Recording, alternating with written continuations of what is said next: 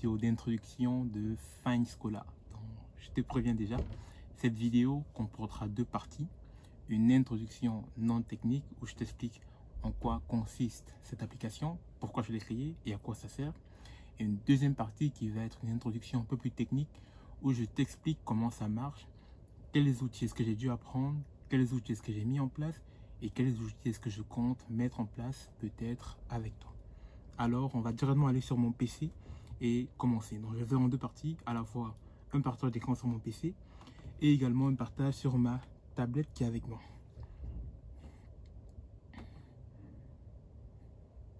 Donc, on se retrouve directement sur mon PC. Donc là, je fais un partage d'écran sur mon PC qui va commencer dans quelques minutes. Il y a un petit délai entre les deux. Ok. Déjà, pour commencer, c'est quoi Fine Scholar? Donc, Fine Scholar, c'est une application tout comme SuperProf qui va permettre de mettre en relation des étudiants et des professeurs sur base de leurs problématiques, donc sur base d'un prompt. Donc, si on vient par exemple sur Google, tu peux googler Fine Scholar, comme ça, comme ce que je fais ici. Hop. Bon, je ne vais pas directement aller sur le dashboard, je vais juste mettre Fine Scholar et voir comment ça s'affiche sur Google. Pour l'instant, je n'ai pas optimisé l'affichage, donc c'est vraiment, il n'y a pas vraiment de logo. Ça prend du temps d'être mis à jour. Et on retombe sur l'application. Donc, supposons que tu as un profil de professeur. Donc, si tu arrives sur la plateforme et que tu aimerais donner des cours particuliers, pour l'instant, tu n'as pas du tout de profil. Donc, qu'est-ce que tu vas faire? Tu vas cliquer sur devenir un professeur, donc become a teacher. Là, tu vas tout simplement te loguer. Donc là, tu vois, là, tu es déjà logué, ça ne te dit pas, mais tu es enregistré. Première étape, c'est pour te loguer. Et là, je clique sur become a teacher. Donc, si je ne suis pas un professeur, qu'est-ce que ça fait? Ça va me renvoyer vers une fiche d'inscription. Tu remplis la fiche. Je ne vais pas le faire ici avec toi. Tu remplis la fiche, tu vas recevoir un email. Tu vas recevoir une notification par email. Tu vas remplir un deuxième formulaire par email où tu vas mettre ton CV si tu le veux bien ou un résumé. Pourquoi le résumé, le CV? C'est parce qu'en fait, sur base de ça, je vais exactement savoir quelles sont tes compétences, qu'est-ce que tu sais faire, qu'est-ce que tu sais faire et qu'est-ce que tu peux faire. Du coup, mon algorithme, ce qu'il fait, il va aller dans ton CV ou dans ton résumé, regarder ce que tu sais faire, ce que tu peux faire, et voir s'il peut te mettre en correspondance avec une problématique. Donc, le CV, c'est très important. Et également, rajouter une belle photo de profil, parce que ça fait plaisir de voir toujours une photo de profil. Par contre, si tu es un élève, un apprenant, un étudiant, ou même parent, tu peux cliquer sur Student. Et là, si tu n'as pas de profil d'étudiant, tu vas donner ton nom, ton pays, ton langage et tes matières d'intérêt et un numéro de téléphone. Tu vas enregistrer ça et là tu auras directement accès à un profil étudiant. Donc pour l'instant, au début, la plateforme était au début gratuite pour les élèves, mais malheureusement elle n'est plus gratuite. L'abonnement pour les élèves coûte 15 € par mois. Donc avec 15 €, tu auras un accès illimité au support et à certaines ressources qui vont venir très bientôt sur la plateforme, vous allez voir bientôt. Dans cette vidéo s'appelle Introduction, parce qu'il y a plein d'autres outils que je développe en parallèle avec des amis.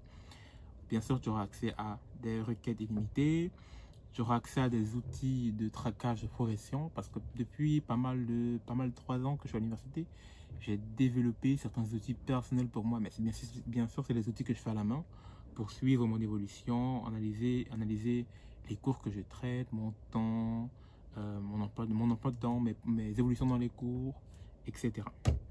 Tu auras également accès à des questions sur mesure. Donc ça, c'est un outil que je développe qui va permettre en fait de générer des QCM et des exercices sur mesure sur base de tes problématiques avec des réponses. Donc ça va être en fait un professeur particulier, personnalisable, intelligent, qui va être gratuit.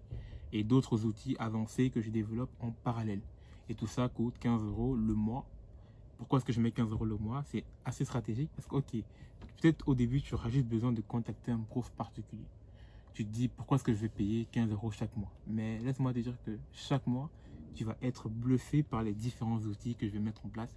Et peut-être, ça peut te permettre de rester. Et en plus de cela, les outils vont être à la fois utiles pour toi et pour ton professeur et pour mieux travailler avec lui. Ça fait plus de 4 ans que je donne des cours particuliers. Et malheureusement, je me suis rendu compte qu'il n'y a pas assez de support pour accompagner les professeurs et les élèves dans leur aventure pédagogique. Du coup, je me suis demandé quels sont les différents challenges ou les différents... Je connais déjà les différents challenges qui viennent dans ces problèmes-là, mais je me demandais quels sont les différents outils qui peuvent permettre de résoudre ces challenges-là. Donc, ça, c'est l'introduction un peu théorique. Et je recrute, donc n'importe qui peut s'inscrire comme prof, prof de maths, physique, chimie, informatique, langue, histoire, géographie, biologie, langue.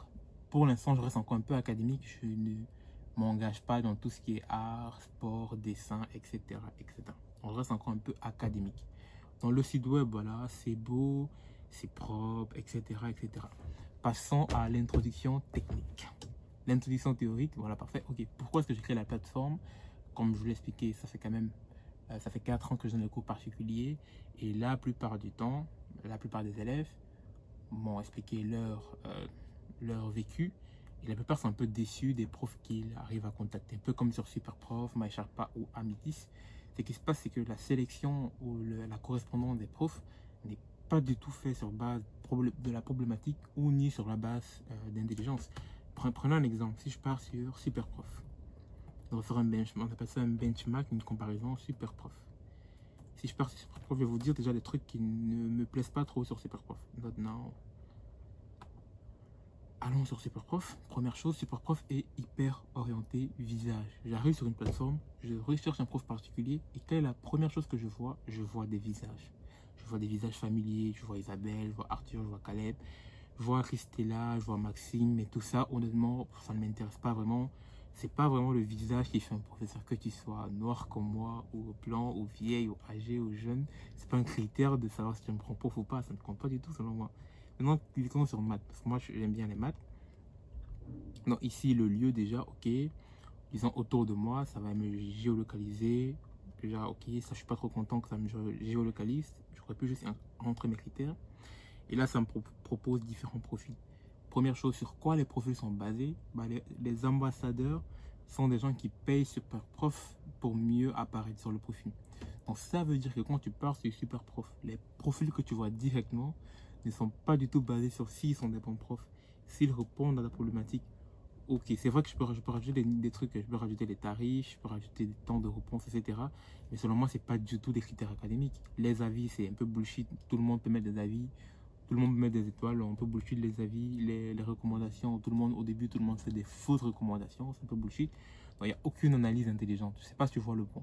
Moi, ce que je fais, j'analyse les CV, j'analyse l'historique des cours et via les formulaires, parce que et les profs, je ne l'ai pas dit, mais chaque mois, vous allez recevoir différents formulaires qui vont raffiner vos profils.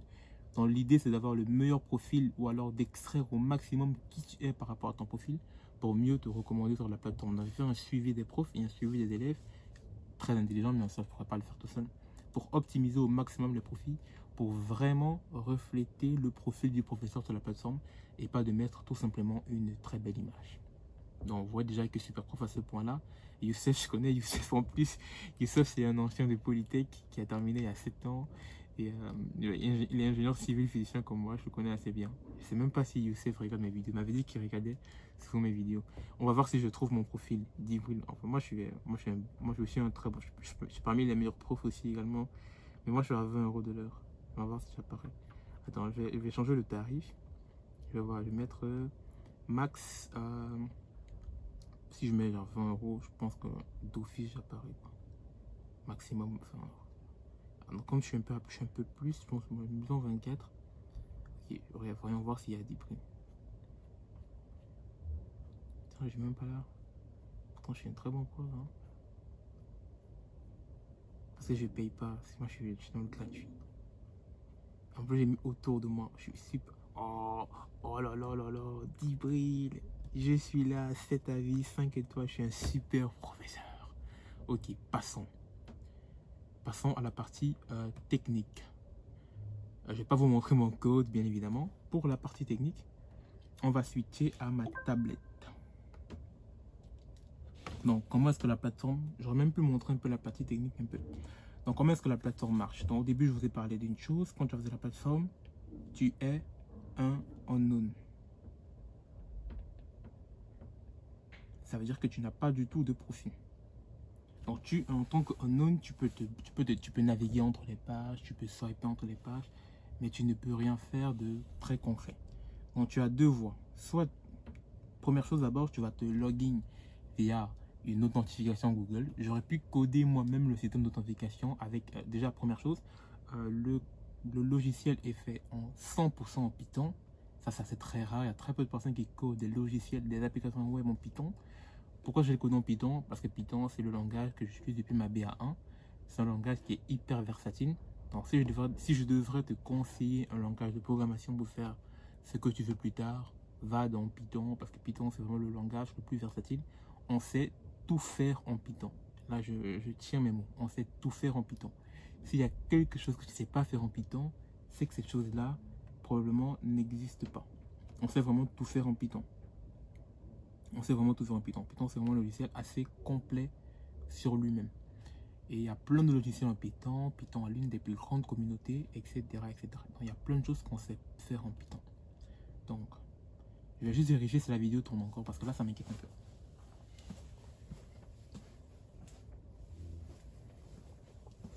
J'ai pas de staff technique. Donc, je suis obligé de voir si j'ai encore assez de mémoire ou si la vidéo s'est pas coupée. J'ai pas de staff technique. Donc, tu peux être... Et en plus, ma tablette s'est arrêtée. Donc, je vais relancer ma tablette. Donc, tu peux être un unknown ou tu peux être un... Donc, dès que tu t'inscris, tu deviens un user.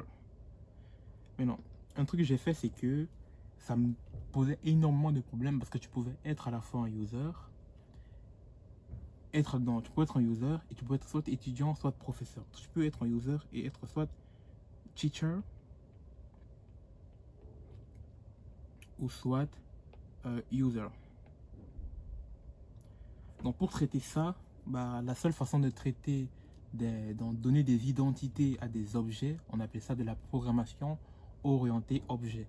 Parce que le user c'est un objet, le teacher c'est un objet et le student c'est un objet. Et en programmation orientée objet, il y a des choses, il y a des concepts qui sont assez simples. Chaque objet a ce qu'on appelle des attributs. C'est un peu comme un être humain. Un être humain, je peux l'appeler, c'est un objet. Un objet qui est de la classe humain, par exemple. Ici, le teacher et le student sont de la classe, par exemple, user. Et c'est en fait ce qu'on appelle des filles, comme une arbre généalogique. Teacher et student sont des filles de user. C'est des objets. Et chaque objet a ce qu'on appelle des attributs. L'attribut d'un teacher, c'est par exemple, quand je parle en anglais-français, c'est par exemple son nom, son niveau d'expérience, sa langue, sa spécialisation, son CV, sa photo de profil, le nombre d'avis qu'il a, les likes qu'il a, le nombre de cours qu'il a complété, son taux horaire, toutes les propriétés que tu peux imaginer qu'un professeur a. Mais non, moi j'étais pas trop à fond dans l'orientation objet. Ce que j'aurais pu faire, c'est que il y a des attributs qui revenaient entre le student et le teacher, un peu le nom, l'âge, le pays, etc. J'aurais pu encapsuler tout ça dans la classe user et la classe teacher et student aurait pu hériter de ça. Je ne l'ai pas fait. C'est plus tard que j'ai défini les attributs séparément pour les deux. C'est après que je me suis dit, ah merci, Hugues Bersini voit ce code, il va créer dessus parce que si tu as les mêmes attributs pour deux classes qui héritent d'une même classe, tu peux encapsuler les attributs sur une classe et hériter dans les autres. Moi, je vous ai dit, la deuxième partie, c'est une partie technique. Il faut s'accrocher. Il faut vraiment s'accrocher. Donc, pour tous les différents objets, c'est de la programmation orientée objet. Et dans la programmation orientée objet, il y a ce qu'on appelle des méthodes. Donc, pour chaque classe, tu peux définir des méthodes. Moi, j'ai pas fait ça. Pourquoi j'ai pas fait ça? Parce que c'est super compliqué d'utiliser les méthodes des objets quand tu fais une application web. Ceux qui sont un peu au courant de ça vont savoir de quoi je parle. Parce qu'en fait, tu vas devoir gérer des méthodes publiques, des méthodes privées. Et au niveau de la base de données, ça va être un peu compliqué, ça va être un peu chaud. Parce que si j'ai juste ma classe comme ça, qui n'a pas des méthodes à l'intérieur, je peux facilement créer une base de données sur ça. Peut-être c'est pas le cas. Je vous dis, je suis ingénieur physicien, je ne suis pas un expert en programmation. J'ai des bases, j'exploite juste les bases que j'ai appris pour faire des trucs chouettes et intéressants. Donc ce que j'ai fait, c'est pour les objets, orientés objets, et pour les méthodes, je suis passé par le procédural, dans des fonctions comme en Python. J'ai créé la fonction créer un compte, la fonction login, la fonction faire une requête, la fonction lancer une discussion, la fonction accepter une requête, la fonction donc toutes les fonctions que tu vois sur mon site web, c'est basiquement des fonctions Python. Et en ça, moi je suis assez bon. Pourquoi je dis assez bon? Je suis moyen, je me débrouille, je suis ingénieur physicien, je suis pas informaticien. Donc j'ai créé pas mal de fonctions pour ça dans chaque méthode. Donc ça c'est les classes, ça c'est orienté dans la programmation orientée objet, PPO. Maintenant, après ça, j'ai dû gérer la database. Donc, par exemple, si tu commences un projet perso, je te conseille d'abord d'utiliser SQL. Dans la base de données, je ne suis pas un pro. Moi, je connais deux choses. Je connais que la base de données, c'est géré en SQL. Il y a SQL, il y a différents types de SQL. Il y a MySQL, etc. Moi, j'ai utilisé SQLite. SQLite te permet de générer une base de données locale. Ça veut dire que tu crées une base de données qui va être stockée dans ton PC. Pourquoi c'est intéressant? Parce que quand tu commences à développer un logiciel, donc moi, quand je commence à développer mon logiciel, je testais tout en local. Donc j'avais une base de données qui était très locale. Du coup, je créais mes objets, je faisais tous mes petits tests en local sur mon PC, tout se faisait en local. Maintenant, quand tu passes sur du web, tu vas utiliser Postgres. Je ne suis même pas sûr du nom, je vais taper sur internet. Postgres Database. Pour être sûr de l'épellation, je pense que c'est ça. Progress, ouais, Progress Database. Après, il y en a beaucoup. Hein. Pourquoi j'ai utilisé Progress Database? C'est le premier que j'ai trouvé. Et j'ai pas le temps d'apprendre tous les autres. Donc avec ça, tu peux faire une base de données web. Donc ça va être une base de données qui va être stockée sur le web. Tu peux trouver plusieurs fournisseurs de bases de données web. Tu peux trouver Amazon Azure, Google Cloud Computing, tous ces genres de trucs. Tout ça, c'est Amazon Azure, Google machin truc, tout ça c'est payant. C'est super dur à faire. Je suis allé sur le site d'Amazon. On va le faire en live. Je relance encore une deuxième démo. Je vais te montrer un peu comment est-ce que je gère la base de données. Moi, la base de données, c'est un truc. Je vois des gens sur Internet, LinkedIn, YouTube m'expliquer à quel point c'est super difficile de faire une base de données, faire une formation de 3 mois. Moi, j'ai fait ça en 2 jours, même pas une nuit. Mais avant de faire en plus, j'étais en Suisse et j'étais au CERN. J'étais avec mon pote Lando qui est à côté de moi qui était. Qu'est-ce que je cherche? Je cherche Loom pour faire l'enregistrement. Ça s'ouvre pas. En plus, je viens de lancer un enregistrement. J'espère que ça s'est pas perdu. Tellement il y a de trucs ici. Les amis. Oh non, ça s'arrête. Il y a trop de trucs je dois gérer le PC, je dois gérer l'enregistrement là-bas. Je lance un deuxième enregistrement en record.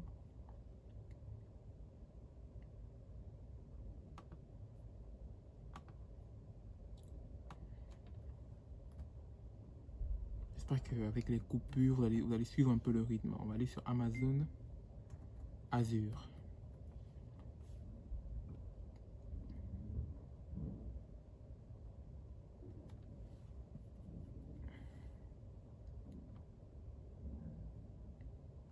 Ouais, ça me met Amazon tout court. Oui, ASW, Amazon Web Service plutôt.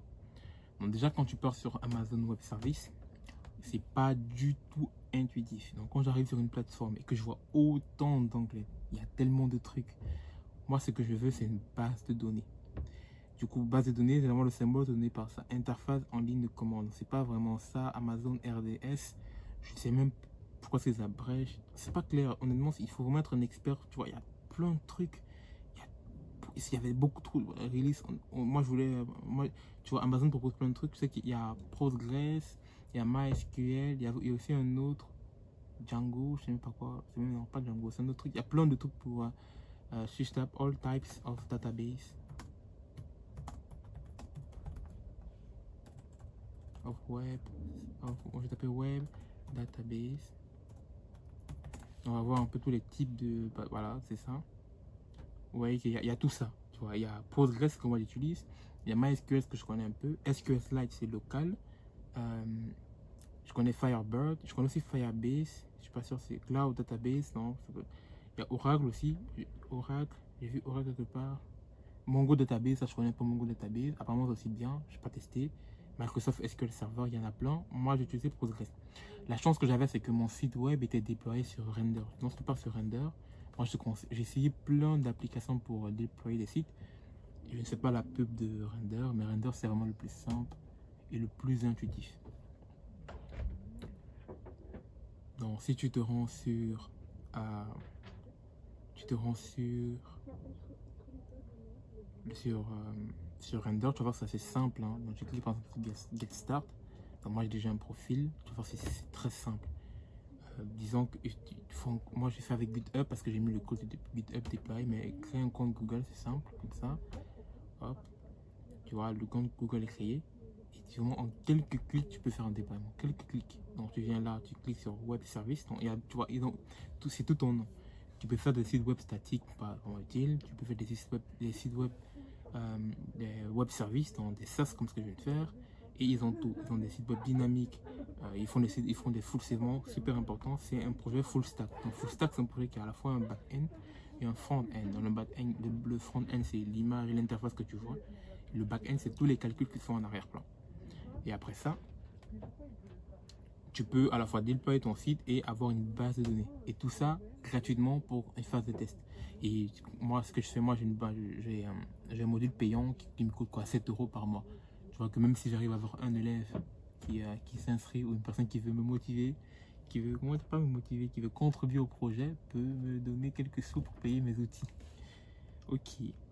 Dans la base de données, c'est assez simple à configurer. Tu regardes un peu quelques modules, tu vas voir comment on crée la base de données sur base des différents objets. Donc, la programmation orientée objet est bien pour créer des objets parce qu'après ça, tu peux facilement créer une base de données des attributs. Donc, ce qui t'intéresse dans tes objets vont être des tableaux. Dans une base de données, c'est quoi? C'est une matrice, en gros. Donc, tu as une table, comme ça, hop, hop, hop. Tu as par exemple la table Teachers, donc tu as une table Teachers. Tu as par exemple Dibril, comme ici. Tu as par exemple Landou, ici. Tu as par exemple Yann. Tu auras par exemple Nikita, et etc. Et ici, tu auras tes attributs. Tu auras par exemple le nom, tu auras par exemple le pays, tu auras la ville, tu auras la spécialisation, tu auras par exemple le CV que j'ai déjà traité, j'ai transcrit en texte, photo par exemple, nombre d'étudiants, tarifs, etc. Et ça, c'est juste une base de données, c'est juste une matrice, c'est juste un tableau. C'est une matrice qui prend pour chaque ligne les utilisateurs et chaque colonne les attributs. Et pour générer cette matrice ou ce fichier, c'est facile si tu as déjà la bonne structure dans ton code. Et comme les objets sont, comme tu crées des classes, par exemple, dans ton code, par exemple, disons que tu veux extraire l'âge d'un prof. Tu vas juste dire teacher .name par exemple. C'est un peu ça. Donc par exemple tu dis, tu vas dire for all teachers in teachers. C'est-à-dire pour tous les profs dans la liste des profs, teacher.name, donc tu extrais le nom et par exemple tu l'extrais, tu mets par exemple dans une fonction, disons j'ai créé une fonction f qui prend le nom, qui prend la spécialisation, qui prend plein de trucs et fait quelque chose.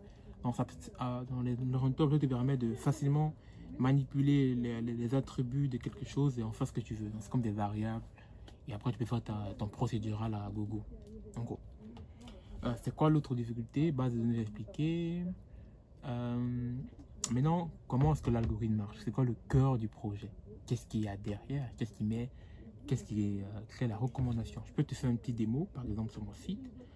Disons que je vais cliquer sur Start Get Start. Non, je commence en anglais, mais tu peux le mettre en français. Ça, c'est ce que je fais t'expliquer aussi comment est-ce que j'ai traduit le site en anglais en français. Tu peux même mettre toutes les langues, mais c'est chiant. Donc tu vas dire j'aimerais, et tu peux écrire dans la langue que tu veux en plus. J'aimerais, et tu peux même faire des fautes d'autographe comme moi. J'aimerais avoir un prof qui peut m'aider dans la résolution de système de quoi? Peut m'aider en résolution d'équation du second degré. Putain, pour monter cette vidéo, ça va être chaud, voilà, ça va être horrible. Le montage degré, c'est avec Là, non, pays, Belgique, City, Bruxelles, et peu importe la langue, peu importe le format. Un truc que je dois modifier parce que si tu dis, un truc que je dois corriger parce que j'ai dit, tu peux dire peu importe le format, mais si tu choisis en Belgique, il va que être en Belgique. Pourquoi j'ai fait ça? Parce que je me dis, c'est quand même logique d'avoir un prof qui est dans le même pays que toi, quoi. Même si ça doit être en ligne, t'aimerais pas avoir un prof en Chine, ou au Japon, ou je sais pas où. Peut-être tu peux rajouter la fonctionnalité que tu t'en fous du pays, mais puisque les programmes éducatifs changent d'un pays à l'autre, c'est mieux d'avoir un prof qui est dans ton pays, selon moi. Et là, tu as les différents profils. Moi, j'ai eu 93% de matchs. Pourquoi est-ce que j'ai eu ça? Je ne sais pas déjà parce que c'est l'algorithme qui fait les calculs. Bon, peut-être parce que je suis en Master 2, peut-être parce que j'ai 3 ans d'expérience, peut-être parce que je donne plus des cours, je sais pas. Pour moi, il y en a à 90% d'expérience, 90% de matchs. Donc, tu vois que c'est assez proche de moi. C'est vrai que 93%, je trouve que c'est un peu trop. En même temps, je suis un bon prof. Donc, on a 35% pour Jules Dumont. Pourquoi Jules Dumont, il a 35%? Ça, c'est un profil typique. Jules Dumont n'a pas mis de CV. Jules Dumont n'a pas de photo. C'est pour ça que Jules Dumont, si tu cliques par exemple, si tu joues au profil, tu auras un bug. Regarde, paf, parce qu'il n'y a pas de CV. Et je dois corriger ça. Si tu cliques par exemple sur Dibril, full profile, Dibril a pris le temps de mettre une belle photo qu'il a dessinée à la main. Il ne faut pas faire ça du tout. Si tu fais ça, je ne vais pas accepter ton profil. Il n'y a que moi qui ai le droit d'avoir. C'est moi l'anomalie de cette plateforme. Et là, tu pourras un peu lire le profil. Donc, j'essaie de faire donc, quand tu envoies ton CV, ton profil va être généré automatiquement par l'IA que j'ai programmé pour le faire ça. Comme ça, le profil de tout le monde a le même standard parce que l'algorithme va se baser sur ton CV. C'est un peu dommage que d'autres personnes ont des bons CV, des bons profils et d'autres ont des profils pas bons. Donc, tout le monde a le même profil, tout le monde a le même truc, c'est quasiment la même chose et c'est vraiment orienté sur ce que tu sais faire. Et quand j'ai vraiment pris le temps de faire tout un système pour vérifier que les informations sont correctes. Comme ça, tout le monde, il n'y a pas de personnes avantagées ou désavantagées. C'est ça, c'est voilà. Tu peux lire AMD Brill, Master, comme j'ai dit, c'est en anglais, mais tu peux mettre le site en français. I'm a Master 2 student in Physical Engineering, à Polytechnic School, pour ne pas ça, on s'en fout de mon profil. Et maintenant, si tu veux rentrer en contact, par exemple, si tu veux rentrer en contact, regarde ce qui se passe. Hop. Tu n'es pas étudiant, tu as créé un profil étudiant. Et même si tu crées un profil étudiant, si tu n'as pas l'abonnement, tu ne pourras pas rentrer en contact avec les profs. Et c'est pas con, hein. Bon, il y a encore des petits bugs à régler et tout ça, machin. Ça, il faudra voir. Mais non, on me dit pas de request. Ok, aussi, j'en profite pour en parler. Regarde, quand je suis rentré en arrière, il y avait des cases qui n'étaient pas remplies. Donc, rassure-toi de bien remplir les cases. Et un bug que je ne comprends pas. Quand tu rentres en arrière, tu cliques par exemple sur Belgique, il n'y a plus les villes qui apparaissent. Ça, je sais pas pourquoi ça fait ça. Honnêtement, j'ai essayé, je peux casser ma tête. Pour corriger ça, choisis un autre pays, reviens sur le même pays et tu vas voir ta ville apparaître. Voilà. C'est une façon pour ouais. Mais je pense que ouais. Aussi, vous voyez que des fois les chiffres sont aléatoires. Tu vois, là, j'ai 93 et il y a maintenant lui là 65. Avant, il avait 90. Je vais te dire pourquoi. Et maintenant, là, il y a un nouveau profil qui est apparu comme ça, Nikita, qui n'était pas là au début. Et machin qui a disparu. Je vais t'expliquer pourquoi un peu ça fait ça. Mais Nikita, lui, il a un profil. Je vais t'expliquer un peu pourquoi. Pourquoi, donc, maintenant, autre partie, je t'explique comment l'algorithme marche.